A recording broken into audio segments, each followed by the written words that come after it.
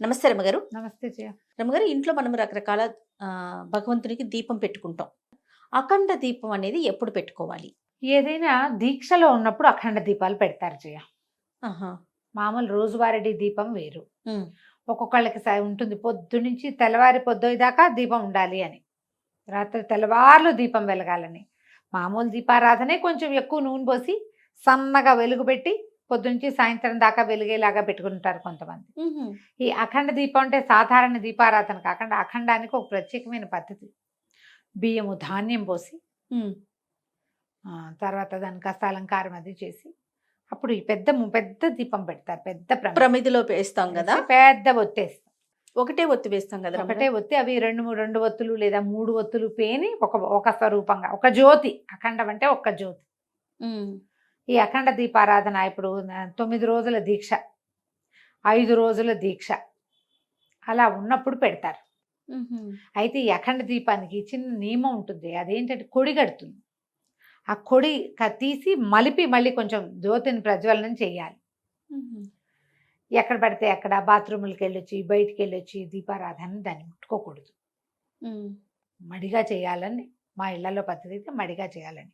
ఒక వెంకటేశ్వర దీపారాధన చేసినప్పుడు ఏదైనా దేవాలయం మన సత్యనారాయణ వ్రతము, గృహప్రవేశము, వివాహాది శుభకార్యాలు అప్పుడు చేస్తే ఇది మన ఇది చేస్తాం కదా, మన చలివిడి దీపారాధన చేస్తాం. పెద్ద చలివిడి ఎక్కువ గుంత చేసి అందులో పెట్టి పెడతారు.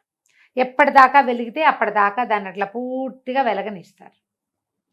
వెంకటేశ్వర దీపారాధన కూడా అంతే, పెద్ద ప్రమిద పోసి ఒత్తి ప్రమిద పెట్టి అందులో బాగా ఆవునై పోసి అంటే ప్రత్యేకించి ఏమన్నా వ్రతాలు చేసేటప్పుడు అట్లా అట్లా చేస్తారా? కొందరి ఇళ్లలో ఉంటుంది. కానీ మనం అఖండం అనగానే దసరా 9 రోజులు, హ్మ్. వసంత నవరాత్రులు. వసంత నవరాత్రులు అంటే చైత్ర శుద్ధ పాడ్యమి పండగ నుంచి మొదలుపెట్టి రాముల వారి పెళ్లి పండగ పట్టాభిషేకం దశమి నాటి దాకా ఉంచుతారు. హుహు. ఇవి మనం సాధారణంగా ఇళ్లలో కంటే దేవాలయాల్లో చూస్తాం. ఇంట్లో ఇలా దీక్షగా ఉంచుకునే వాళ్ళు దీన్ని పెట్టుకోవచ్చు.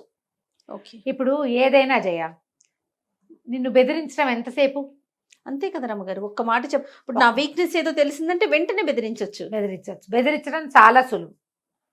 బెదురుకి లోనైన వాళ్ళు ఏమైపోతారు అనేది వాళ్ళ వాళ్ళ ఫేట్ అంతే. అంతే. ఒక్కొక్కళ్ళు పిచ్చ టెన్షన్ పడిపోతారు. అవును. ఈ అఖండం ఆరకూడదు చెప్పాము, అది మలకూడదు, ఉంచాలి. ఉంచగలిగితేనే పెట్టు. హ్మ్.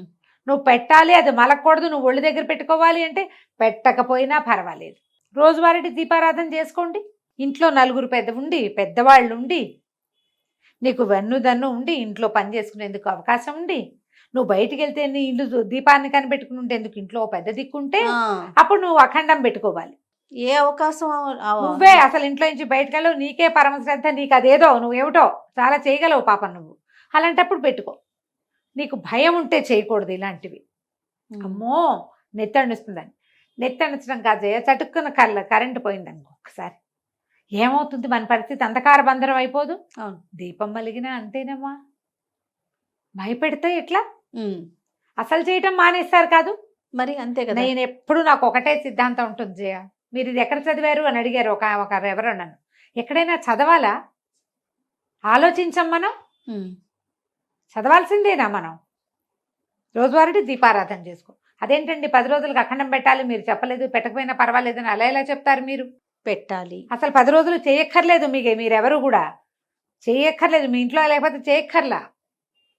మరి అది కూడా చెప్తున్నాగా, ఇలా అడిగి ఉంటే దానికి చెప్తున్నా. నువ్వు చేయగలిగి నీకు ఇంతమంది ఉంటే మీరు ఇంట్లో అఖండం పెట్టుకోవచ్చు. ఓకే. ఇవి కాకుండా ఇంకా సప్తాహం చేయాలనుకుంటాం మనం, ఏదైనా భాగవత సప్తాహం 7 రోజుల భాగవతం చదవదలుచుకున్నాం మనం. ఓకే, చేయొచ్చు. కృష్ణాష్టమికి ముందు ఎప్పుడో మొదలు పెట్టుకుని చేసుకోవచ్చు. లేదా ఏ బాబా గారి పారాయణో చేస్తారు, గురు చరిత్ర పారాయణ 7 రోజుల్లో చేయదలుచుకున్నాం. అలాంటప్పుడు కూడా మీరు అఖండం పెట్టుకోవచ్చమ్మా. మీకు ఈ వనరులు ఉండాలి. ఎవరైనా మీ దీపాన్ని సంరక్షించే ఇంకో మనిషి మీతో పాటు, మీకు ఇంట్లో చిన్నపిల్లలుండి, మీరు సేవ చేయవలసిన వృద్ధులుండి, మీకు ఉద్యోగం ఉండి, అలాంటప్పుడు పెట్టుకోవద్దమ్మా. చేయబోకండి. చేయటం వల్ల చేయగద్దు అంటే మానేయమని అంటల్లా, మీకు చేయగలిగితే అనే క్లాజ్ ఉంది. ఎస్, మనం అది చేయలేమనుకుంటే చక్కగా 2 పూట్ల దీపారాధన చేసుకోండి. హాయిగా ఈ అఖండం పెట్టి ఇంత దీపం పెట్టి దాన్ని కాపాడాల్సి వచ్చి కాపాడలేకపోతే దిగులు పడి బాధపడి లేనిపోని టెన్షన్లు తెచ్చుకుని మనకున్న టెన్షన్లు జాలనట్టు. మరి ఎందుకు వచ్చిన గోల? ఆ గోలలోకి దిగద్దు. ఉమ్, మనం ఇట్లా నవరాత్రులు, దసరా నవరాత్రులు, ఇప్పుడు నిన్న వారాహి నవరాత్రులు అయినాయి. ఈ నవరాత్రులు చేయదలుచుకున్నారు మీరు, గుప్త నవరాత్రులు. మనం చెయ్యం, మన వైపు లేదు. కాకపోతే మీకు చేద్దామని ఏదో ఒక ఆసక్తి కలిగింది, అమ్మ అనుగ్రహం లభిస్తుందని భావిస్తున్నారు. ఓకే. 9 రోజులు పెట్టుకోండి. రేపు మళ్ళీ మాఘమాసం, మళ్ళీ మాఘం వస్తే మళ్ళీ వస్తాయి. ఇంకొక 2 నెలలు పోతే ఇవి వస్తాయి. మళ్ళీ గణేష్ నవరాత్రులు చేస్తారు. ఉమ్, కావాలంటే అట్లాంటి రోజుల్లో ప్రత్యేక దినాల్లో చేయగలిగితే చేయొచ్చు. 5 రోజులు చేయదలుచుకుంటాం, 5 రోజులు అఖండం పెట్టుకుని చేయదలుచుకోవచ్చు, చేయొచ్చు. చండీ పారాయణ చేయటం. చండీ పారాయణ తెలిసిందే, మనం ఎప్పుడైనా చెప్పామా? మనం దుర్గా సప్తశతి చండీ పారాయణం చేస్తారు. 700 శ్లోకాలు మొత్తం ఉమ్, చేసుకోవచ్చు. అన్ని రోజులు పెట్టుకోవచ్చు.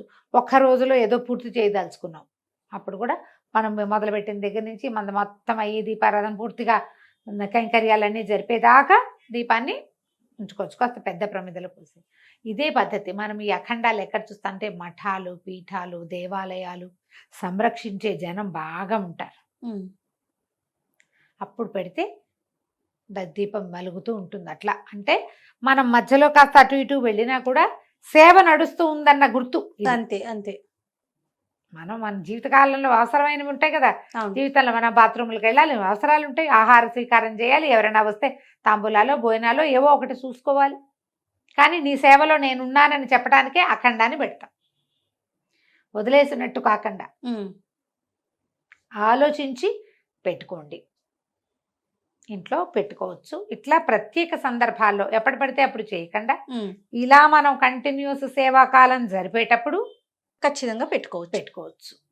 రైట్ రమ్మ గారు, నమస్తే. నమస్తే.